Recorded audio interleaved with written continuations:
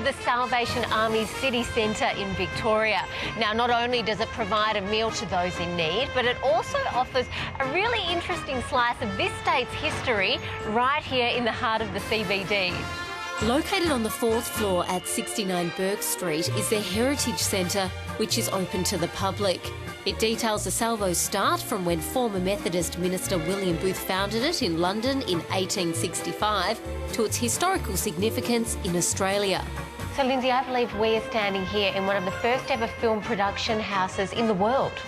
Some historians call this the world's first motion picture studio. Right here in Melbourne? Yeah, in Melbourne from 1896. So what was actually produced here? They made documentary films of Melbourne, but always with a religious sort of background. And the most significant is perhaps the inauguration of the Commonwealth. We ventured next door to learn a little more of the history of the Salvos. This is our museum where we document the heritage of the Salvation Army in Australia since 1880. It's all about the people of the Salvation Army. Okay, now one of those people who's very special, quite the hero, is Chaplain Major William Mackenzie. Can you tell me a little bit about him? William Mackenzie landed at Gallipoli in the second wave of troops, and he spent all the time that the Australians were in Gallipoli, on Gallipoli with the 4th Battalion, and then went to France, away for 4 years. He got awarded the Military Cross for his bravery, bringing in wounded and all those sorts of things. He had bullets through his hat at one stage and all. An incredible man. The first permanent social program established anywhere in the world for the Salvos was in Melbourne. And that tradition continues with an outreach bus that operates 4 nights a week opposite Federation Square, feeding young people dinner. Come the weekend, there are the CBD street teams that work from 11 p.m. to 5 a.m. around the city. From Monday to Friday, people can come to the Hamadava Cafe at 69 Burke Street for a coffee or a sit-down breakfast and lunch. So, Brendan, how did the Hamadava Cafe get its name?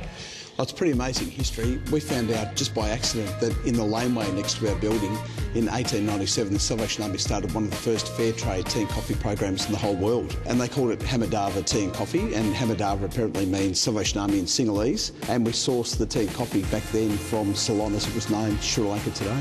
Now let's talk about volunteers and how important they are to an organisation like yours. Here at our centre at Burke Street, we have over 1,000 volunteers involved with the place. If we didn't have them, there are programs that would stop functioning. And I think the other thing that's really important about volunteers too is it brings great benefit to the volunteer themselves. Yes. So it's not just about us, it's about them too. Absolutely. Yeah. And a little birdie told me that you're the chaplain of the Collingwood Footy Club. Yeah, that's right. So I've been there for 10 years and that's been a great experience for me, but some of the players and staff at Collingwood get involved in the work that we do too, which is fantastic. Great. And congratulations are in order. You've just been awarded the Melburnian of the Year. You must be an extremely busy man. Yeah, there's a lot on, but we've got a great team, and without them, we wouldn't be able to do the things that we do. Other ways to make a contribution are by buying or donating something, whether it be goods or money.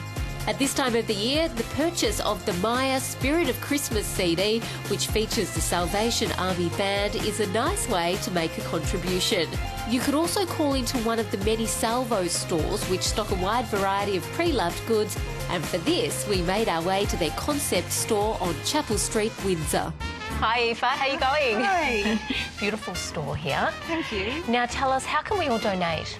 Well, the best way to donate at Salvo stores is to head to your local one and make that donation in person, because each year Salvo stores spend in excess of $5 million disposing of rubbish and items that are unsuitable for donation. Great. So what kind of goods are you looking for? I often donate to this store. I love doing so.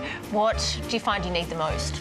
We love getting a wide variety of good quality items at Salvo stores, and just to help everybody out a little bit, we have a full list of suitable items for donation available on our website. Okay, I'll check it out before I next donate. Thank you. The Salvo stores have often been a source for the young fashionista to pull a vintage look together. Our destination for this was their Emporium at Victoria Crescent in Abbotsford. Sarah, this store is a treasure trove. Tell me about it. So this Salvo store in Abbotsford was established in 1959. We get donations as varied from IKEA to 1930s Art Deco furniture. Also beautiful fashion at the minute, so we're really lucky with the donations we have. Great. And what have you got in store at the moment that's a little bit special? This beautiful Karen Millen dress, which retails for $9.95. $995. What are you selling it for? At the minute we're selling it for $150, so it's still got its tag and it's in beautiful condition. That's incredible. What a bargain. Yeah. For more information on how you can get involved and all things about the Salvation Army, go to their website. You've still got time to send Santa a letter, and Santa's post box is located just across from the Melbourne Town Hall here in Christmas Square. Now, if you get your letters posted before December the 16th, you'll receive a reply. So while I get ready to dispatch these requests, why don't you have a look at our hotels.com Great Escape deals. Located near the Queen Vic Market, here's a great deal at the Radisson